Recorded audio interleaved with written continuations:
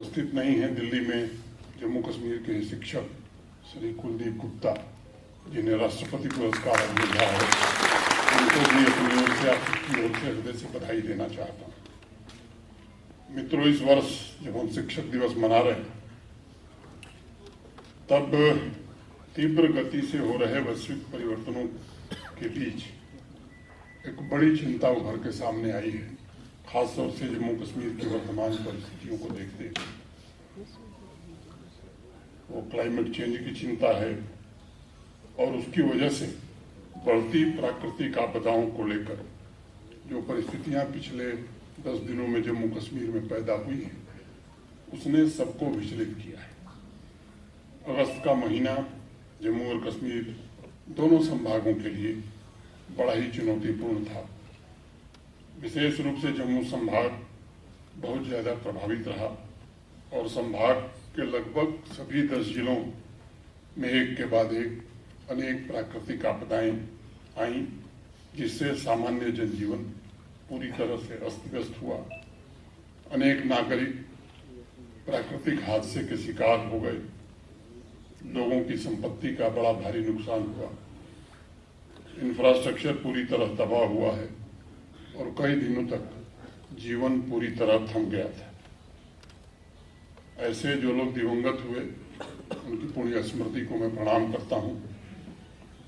ये मंजर देश के बाकी हिस्सों में भी देखने को मिला है, आप सब पढ़ भी रहे होंगे, सुन भी रहे होंगे।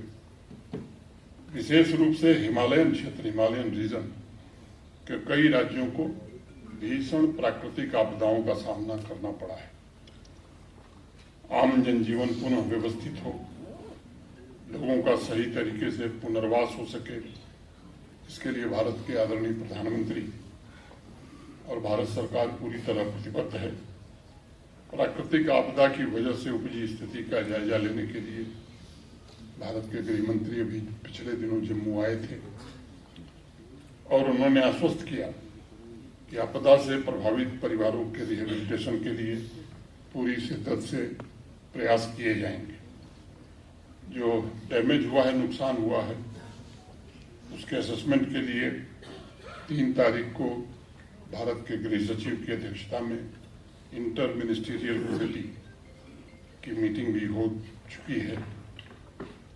भारत सरकार का लक्ष्य केवल इंफ्रास्ट्रक्चर को रिहेबिलिटेट करना नहीं है, बल्कि सामान्य जीवन भी फिर से सही ढंग से पटरी पर आ सके, इसका भी प्रयत्न होगा।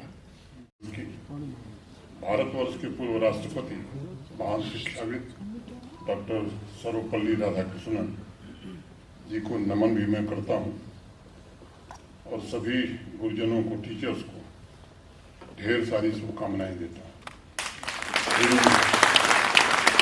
शिक्षकों को सम्मानित किया गया है, पुरस्कृत किया गया है, उनको हृदय से बधाई देना चाहता हूं और स्कूली शिक्षा विभाग की सराहना करता हूं कि कुछ नई कैटेगरीज भी, भाषा, योगा और ऐसे लोग जो फिजिकली चैलेंज हैं, इनको सम्मानित करके एक नई परंपरा स्कूल शिक्षा विभाग ने जम्मू कश्मीर में शुरू की।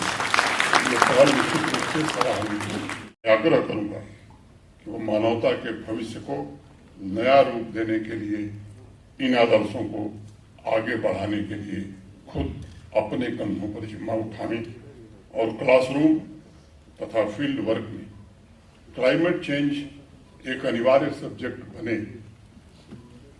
इसे निश्चित रूप से पढ़ाया जाए, इसकी व्यवस्था शासन स्तर पर हो, ये मेरा एक सुझाव होगा। चाहे वो स्कूल एजुकेशन हो, हायर एजुकेशन हो, मैं दोनों ACS हायर एजुकेशन और सेकेंडरी स्कूल एजुकेशन से अपेक्षा करूंगा कि परिवर्तन के साथ साथ फील्ड एक्सपीरियंस के लिए स्टूडेंट्स को ग्रीन जम्मू कश्मीर ड्राइव कार्यक्रम चला करके जोड़ने की आवश्यकता है। मित्रों, मैं बात टेक्नोलॉजी की कर रहा था। जिस गति से टेक्नोलॉजी बदल रही है, उसकी वजह से भी पूरे शिक्षण पद्धति में हमारे सामने